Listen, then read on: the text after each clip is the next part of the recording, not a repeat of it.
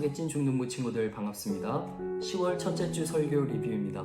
지난 시간에는 어려서부터 알아야 할 것이라는 제목으로 우리가 디모데후서 3장 12절로 17절까지 말씀을 보았습니다. 사도 바울이 마지막으로 자기의 사랑하는 제자 디모데에게 편지를 남겼습니다. 애절한 마음으로 디모데가 사도 바울의 편지를 받아들고 그 말을 다 따라주기를 원하는 마음으로 또 바울이 편지를 썼겠죠. 자, 그 편지의 내용을 보면 참 그때 당시에는 상황이 어려웠습니다. 교회를 나가면 감옥에 가야 되고 죽기도 했습니다. 그러한 상황 가운데서도 바울은 디모데에게 이렇게 전합니다. 복음에 동참해라. 여러분, 이 말인 즉슨 죽음을 각오해라는 말입니다. 여러분, 죽음이 우리에게 들이오면 그 길을 피해야 되고요. 그곳에서부터 벗어나기 위해 모든 수단과 방법을 가리면 안 됩니다. 우리의 목숨이 달린 일이라면 우리는 어떻게 해서든지 살아남으려고 해야 돼요. 그런데 바울은 지금 디모데에게 기꺼이 복음이라면 그런 박해, 견뎌라 라고 이야기를 하고 있는 겁니다. 왜냐하면 하나님의 말씀으로 우리는 살아가기 때문에, 바울과 디모데가 그리고 그곳에 있었던 모든 그리스도인들이 살아가기 때문에 영원한 생명이 있음을 알고 도망가지 말라는 말이죠. 여러분, 우리가 자존심이라는 게 있잖아요. 남자의 자존심, 또 여자의 자존심, 우리 모두의 자존심이 있습니다. 여러분은 친구 중에 또는 부모님이 여러분의 어떤 자존심을 건드릴 때 마음이 상하십니까? 반대로 여러분은 언제 어떤 이야기를 들을 때 힘이 나십니까? 여러분, 제가 지금 무엇을 전제로 말씀드리냐면 나의 마음에 누군가가 말을 할 때 내가 느끼는 감정이 있다는 거예요.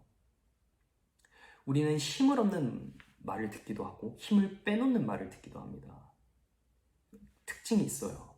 그것에 대해 사람은 반응한다는 거죠. 왜일까요? 사람에게는 영혼이 있기 때문이에요.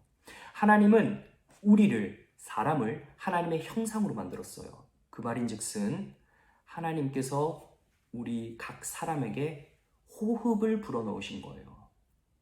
그래서 우리가 생존하고 심장박동수가 뛰고 우리가 뛰라 한 적도 없는데 우리는 살아있는 것이죠. 여러분, 그런데 그 하나님의 숨결이 어디에 불어넣어졌어요? 하나님의 말씀에 불어넣어졌어요. 기록된 문자 안에 하나님의 호흡이 들어가 있습니다. 그 말이 무엇이냐? 하나님의 역사는 옛날 과거에만 있었던 것이 아니라 그 말씀을 들고 펴서 읽는 오늘 내 삶에도 일어난다는 겁니다. 하나님은 말씀으로 이 세상 모든 것을 창조하셔서 그 세상 창조된 만물 안에는 저마다의 고유한 법칙이 있습니다. 지구의 자전과 공전의 법칙이 있듯이 자연 만물 가운데 동물의 양육강식의 법칙이 있듯이 저마다의 법칙이 있습니다. 2600년 전에 살았던 피타고라스는 여전히 오늘 우리가 수학책에 기록된 수의 법칙으로 만나는 것과 같이 그것은 아주 극히 일부분에 불과하지만 그 하나조차 우린 힘들어하지만 하나님께서는 이 세상 모든 것을 하나님의 살아있는 말씀으로 선포하시고 만들어졌습니다. 그 모든 것은 누구를 위해 만들어졌느냐? 바로 하나님의 형상인 우리를 위해 만들어졌다는 겁니다. 그래서 우리 보고 그것을 다스리라고 하세요. 그것을 통치하라고 하세요.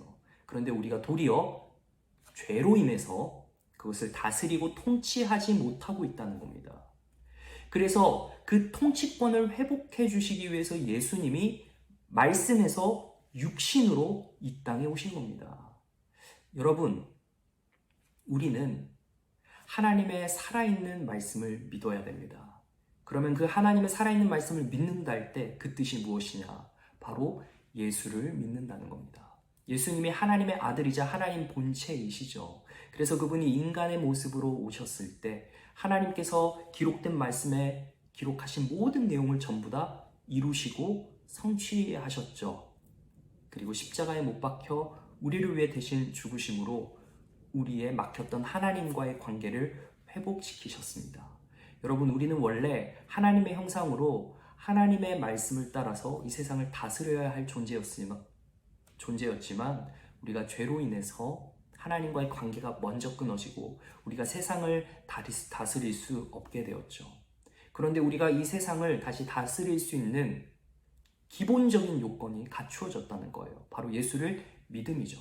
여러분, 그러면 여기서 세상을 다스린다는 것은 우리가 힘의 논리로 권력을 가지고 졌다 폈다 하는 그러한 것이 아니라요, 영적인 통치가 우리에게 임했다는 겁니다.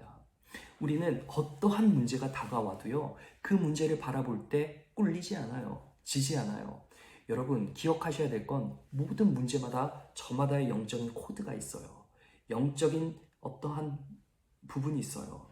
그 부분을 우리가 자세히 들여다볼 수는 없지만 우리가 하나님의 살아있는 말씀이 우리 마음에 있잖아요. 그러면 그 문제를 바라볼 때 우리의 시선이 좌절하고 불평하고 불만하는 쪽으로 우리의 모습이 나오지 않고요. 그 모습을 보면서, 그 문제를 보면서 우리는 하나님께 구하고 기도하면서 그 문제를 아주 지혜롭게, 용기 있게 잘 풀어낼 수 있는 것이죠.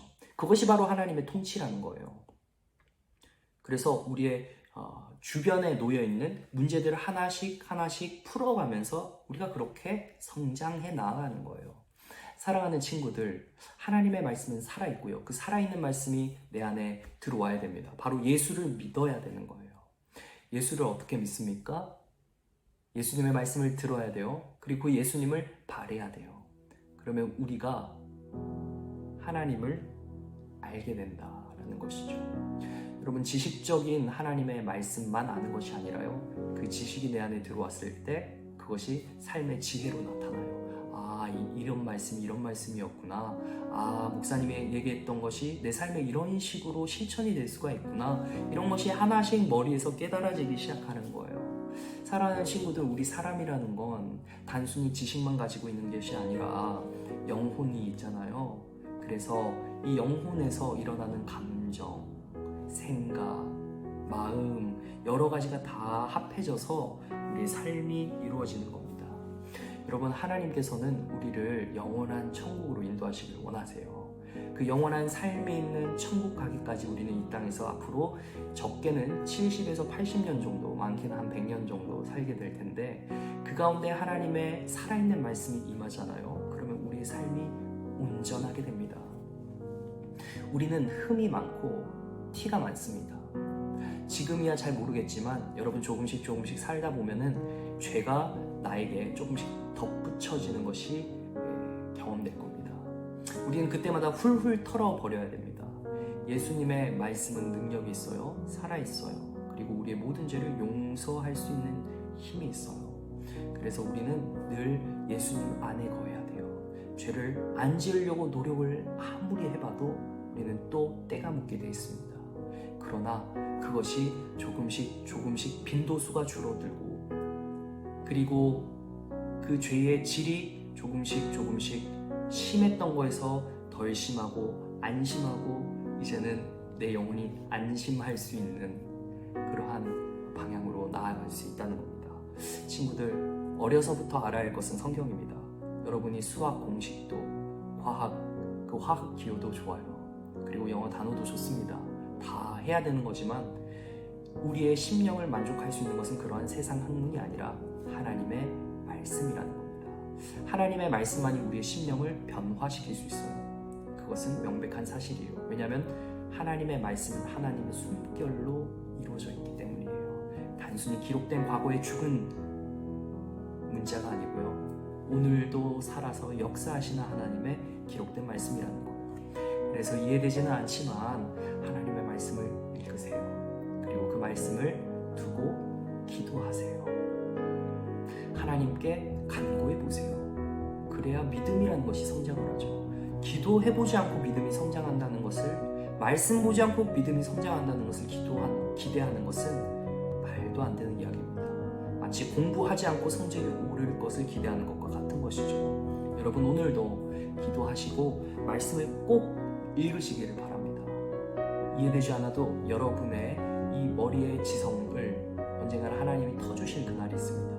그리고 그 말씀을 두고 또 목사님이 풀이해 주는 것과 또 그 말씀을 여러분 삶 속에 또 적용을 해보면서 조금씩 그 이해의 폭을 넓혀갈 수 있는 것이죠. 자, 여러분, 오늘 여기까지 하고요. 또 다음 시간에 만나도록 하겠습니다.